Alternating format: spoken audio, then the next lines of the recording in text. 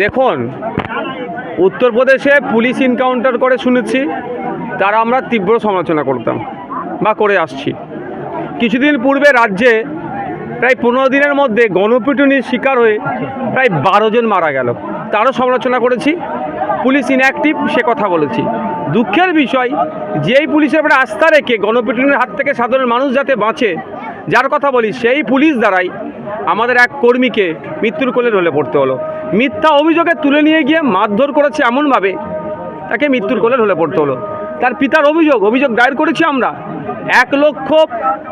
2 লাখ টাকা চেয়েছে যে কেস হালকা করে দেবে। গরিব মানুষ 1,75,000 টাকা দিয়েছিল।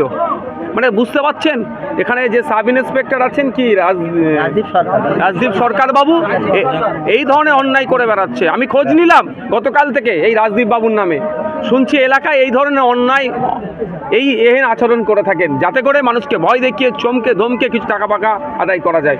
প্রায় তার নামে অভিযোগ আছে, কিন্তু মুখ খোলার সাহস পেত না। কারণ এই তুলে নিয়ে গিয়ে ভয় দেখাতো, চমকাতো, ধমকাতো, যদি কথা বলিস এমন মামলা দেবো, সারা জীবন জেলের মধ্যে থাকবে। এই ধরনের হাইকোর্টের দ্বারস্থ হয়েছে, আমরা হাইকোর্টের দ্বারস্থ হয়েছি।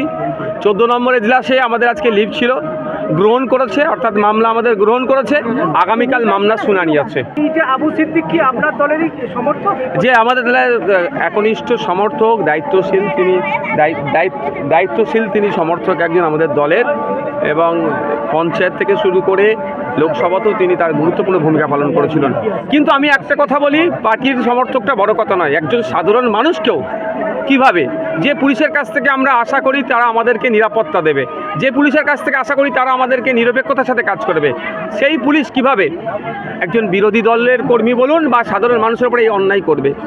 দুঃখের বিষয়, পরিতাপের বিষয়, যেই চুরির অভিযোগে তাকে তুলে নিয়ে গিয়েছিল, খোঁজ নিয়ে দেখলে দেখা যাবে এই ধরনের কোনো অভিযোগ থানায় এখনও পর্যন্ত দায়ের হয়নি। তাহলে কারা করেছে? আমি আপনাদের বলে রাখি, এর মধ্যে একটা রাজনৈতিক ষড়যন্ত্র আছে, সেটা কোর্টের মাধ্যমে এবং যেই প্রশাসনের মাধ্যমেই আমরা উদ্ঘাটন করব। যারা এই ষড়যন্ত্রের সাথে যুক্ত তাদের প্রত্যেকের শাস্তির ব্যবস্থা করব। এর মধ্যে শাসক দলের কোনো? অবশ্যই শাসক দলের ষড়যন্ত্র আছে। ওই রাজদীপ বাবুর মোবাইলের লোকেশানগুলো আগামী দিনে নিশ্চিতভাবে আমাদের কোর্টের, কলকাতা হাইকোর্টের আমাদের যারা উকিল বাবুরা আছেন তারা চাইবেন, এবং যেই নেতাদের সাথে তার যোগসাযোগ আছে সেইগুলোও চাইবে। তাদের মোবাইলের লোকেশান দেখলেই অনেক কিছু ক্লিয়ার হবে। আমাদের ভিডিও ভালো লাগলে লাইক এবং শেয়ার করুন। কমেন্ট সেকশনে গিয়ে জানান আপনাদের মতামত।